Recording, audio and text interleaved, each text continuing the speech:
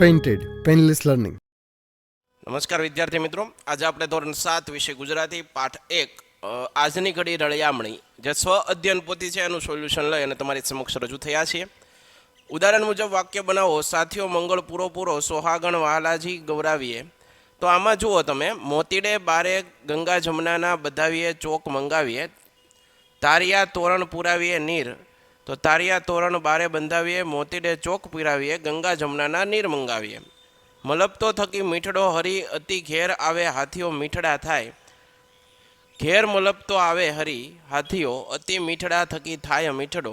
Number મને મળ્યું મારો ઇનામ આવ્યો પહેલો. મારો પહેલો નંબર આવ્યો અને મને ઇનામ મળ્યું છે. દિવાળી શણગાર્યું સુંદર આવી ઘર. દિવાળી આવી અને સુંદર ઘર શણગાર્યું છે. મુસળધાર થઈ પડ્યો ખેતરમાં વરસાદ વાવણી શરૂ. મુસળધાર વરસાદ પડ્યો ખેતરમાં વાવણી શરૂ થઈ. આપેલ વાક્યમાંથી ખોટો શબ્દ છે કે નથી એ વાક્ય ફરીથી લખવાનું છે. પક્ષીઓનું ટોળું ઉડતું આવ્યું. ઋષિએ શાપ આપ્યો. પાણી ભરવા ડોલ મૂકી પણ નળમાં પાણી જ ન આવ્યું. મને જો જર મળી જાય તો હું ગાડી ખરીદું. મને એ જોઈને રડવું આવી ગયું. મિત્રો, હજી સુધી તમે પેન્ટેડ એપ્લિકેશન ડાઉનલોડ નથી કરી તો આજે જ ગૂગલ પ્લે સ્ટોર પર જઈ પેન્ટેડ એપ્લિકેશન ડાઉનલોડ કરો, જેની અંદર દરેક વિષયના સ્વાધ્યાય પોથી, એકમ કસોટી, સ્વ અધ્યયન પોથીના સોલ્યુશન સાથેના વિડીયો, દરેક વિષયના ડીપલી વિડીયો લેક્ચર, ધોરણ 9-10ના વિદ્યાર્થીઓ માટે લાઈવ વિડીયો લેક્ચર તમને પ્રોવાઈડ કરવામાં આવશે. તમે ભાવનગરની અંદર વસવાટ કરો છો તો તેના માટે ધોરણ 8થી 12ના તમામ વિષયોનું કોચિંગ પૂરું પાડતી એટલે કે coaching institute alpha academy Bhavnagar ખાતે સરસ મજાનું કાર્ય કરી રહી છે. તમે એની સાથે જોડાઈ શકો, એનો સંપર્ક કરી શકો.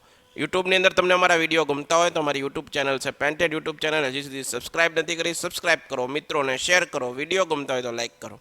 પ્રશ્નોના ઉત્તર. તમારા ઘરે કોઈ પ્રસંગ છે હોય તો તમે ઘરે કઈ કઈ વસ્તુ શણગારો છો? મારા ઘરે કોઈ પ્રસંગ હોય તો ઘરને આસોપાલવના તોરણથી શણગારીશ, ઘરને ફૂલોના હારથી રોશનીથી શણગારીશ, ઘરની આગળ સુંદર રંગોળી દોરીશ, ઘરને દીવા અને મીણબત્તીથી શણગારીશ. ઘર શણગારવા કઈ કઈ વસ્તુ ઉપયોગી બને?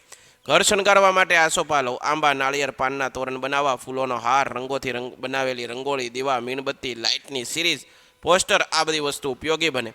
તમને યાદ હોય તેવું કોઈ એક લોકગીત લખો જે અહીંયા દર્શાવેલું છે. ત્યારબાદ આપેલા ફકરામાંથી જે શબ્દની નીચે લીટી કરી છે તે શબ્દ જગ્યાએ કૌંસમાંથી શબ્દ પસંદ કરીને ફકરો લખો. જો આમ જ નદીના પાણી વહી જશે તો શું થશે? ગામ સુંદર કેવી રીતે રહી શકશે? ત્યાં જ ડોલતો હાથી આવ્યો. હાથીના ચરણ આ તરફ ફર્યા. તેને જોયું કે કેટલું રળિયામનું સ્થળ હતું. પછી તો ત્યાંથી જવાનું મન જ ન થયું અને ઝાડ પાસે દોસ્તી કરી લીધી. આમ જ નદીના નીર વહી જશે તો શું થશે? ગામ સુંદર કેવી રીતે રહી શકશે? ત્યાં જ મપલપતો હાથી આવ્યો અને હાથી આ ચરણ તરફ વળ્યા. તેણે જોયું કે કેટલી સુંદર સ્થળ હતું. પછી તેને ત્યાંથી જવાનું મન ન થયું અને એને વૃક્ષો સાથે દોસ્તી કરી લીધી. સ અને શથી શરૂ થતા શબ્દો લખો. સશક્ત, શાશ્વત, સુશાસન, સુશીલ, સુશિક્ષિત, સુશોભિત અને શાસન. ત્યારબાદ નીચે આપેલા શબ્દોનો ઉપયોગ કરી એક વાક્ય બનાવો. રળિયામનું નગર સજ્જન. સુંદરપુર નામનું રળિયામનું નગરમાં એક સજ્જન હતા. સખી નદી અને નીર. રાધા અને તેની સખી નદી પર નીર ભરવા ગયા. આસોપાલવ, આંબો, નાળિયેર. કૃષ્ણ ભગવાન આવતા હોવાથી આસોપાલવ, આંબા અને નાળિયેરના તોરણ બનાવવાના છે. એક વ્યક્તિ ગીત મેળવીને લખો. તમે જોઈ શકો.